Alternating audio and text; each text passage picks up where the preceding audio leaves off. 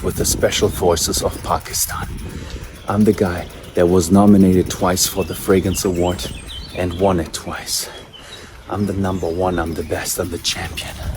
I'm Jeremy Fragrance, the number one fragrance icon that follows the teachings of Jesus. Nobody has done what I have done in the fragrance industry. That's what Jeremy Fragrance told his millions of followers. And for a while, he was right. He built an empire reviewing perfumes on YouTube, became one of the platform's most unexpected success stories, and turned cologne into must-watch content. Then, it all came crashing down. Not because of scandal, not because of competition, but because of who he became when the cameras kept rolling. This is the story of how Jeremy Fragrance destroyed everything he built. Back in 2014, Daniel runs a YouTube channel with a simple concept: review fragrances. No one thought it would work. Perfume reviews? On YouTube? Who's going to watch that? Turns out, millions of people. Jeremy wasn't just reviewing cologne, he was selling a lifestyle. Sharp suits, confident energy, that signature spin at the start of every video. Hi ladies and gentlemen, Jeremy here. Today I'm going to talk about my first impression of Jean Paul Gaultier, and this one is called Les Beaux. He made you believe that the right fragrance could change your life. And his presentation was genius. He didn't just list notes like bergamot and sandalwood. He painted pictures. This smells like a Harley Davidson, man. Tobacco, leather, whiskey. You could almost smell it through the screen. Then he added the secret weapon, bringing in women to react to different fragrances. Watching real-time reactions made his reviews feel authentic and entertaining. The strategy worked. Views exploded. Subscribers climbed past 2 million. TikTok followers hit 10 million. But what really set Jeremy apart was his raw, unfiltered style. No fancy edits. If he walked off camera for a minute, he left it in. If he wanted to smash his head against the wall mid-review, he did it. Fans loved the chaos. They loved the authenticity. "I don't even care how long he's gone," one fan commented. "I'm still watching." That level of devotion is rare. And Jeremy was about to test just how far it went. The trouble started quietly. Jeremy launched a Patreon, asking fans to support him financially. The reason? He needed money for a new laptop to keep editing videos. Fans showed up. They believed in him. They wanted to help. Then, weeks later, Jeremy posted a photo of his brand new Ferrari 458 Italia. The backlash was immediate. Supporters felt betrayed. The same people who donated for a laptop were now watching him flex a $250,000 sports car. When confronted, Jeremy's response was dismissive. "I've been successful for years. I deserve this." That arrogance was the first real glimpse of who Jeremy was becoming. Success wasn't making him grateful, it was making him entitled. Around the same time, his content started shifting. The genuine reviews were replaced with non-stop promotion of his own fragrance line. Every video became a sales pitch. The trust he'd built with his audience began eroding. Then came the really uncomfortable moments.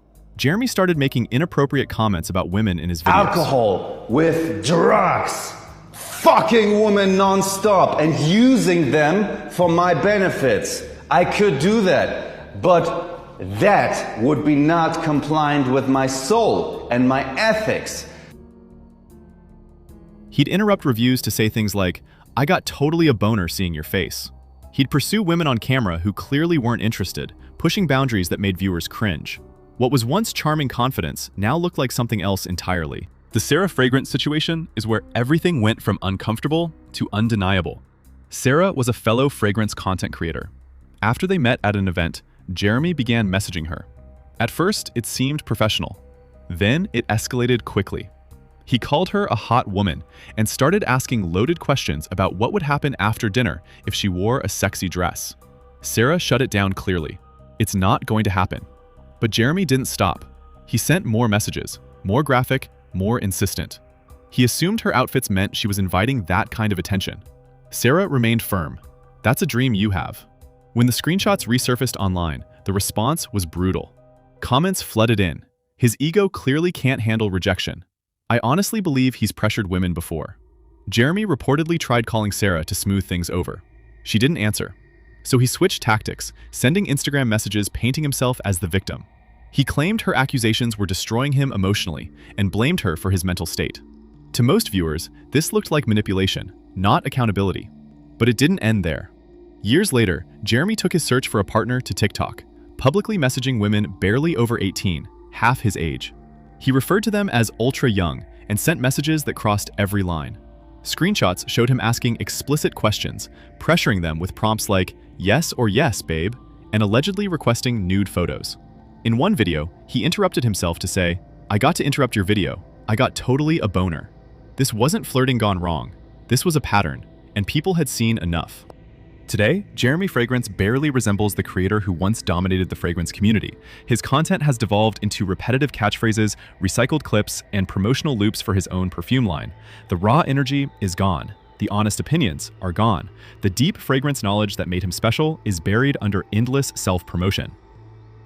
Same titles, same ratings, same white suit. It's like watching someone stuck in an infinite loop they can't escape. His opinions don't carry weight anymore. Viewers don't trust the reviews because every video circles back to selling his product. The community that once worshipped him now looks back with nostalgia and sadness. Scroll through his old videos and you'll find comments like, "I miss this version of you, Jeremy. Prime Jeremy, you used to be my hero. Miss him so much." That nostalgia tells you everything. People don't miss the content. They miss who he used to be before fame, ego, and entitlement consumed him. Jeremy Fragrance's fall isn't a story about cancel culture or internet mob mentality. It's a cautionary tale about what happens when you stop respecting the people who built you. He had everything: a devoted fan base, a unique niche, genuine influence. But success revealed something darker underneath.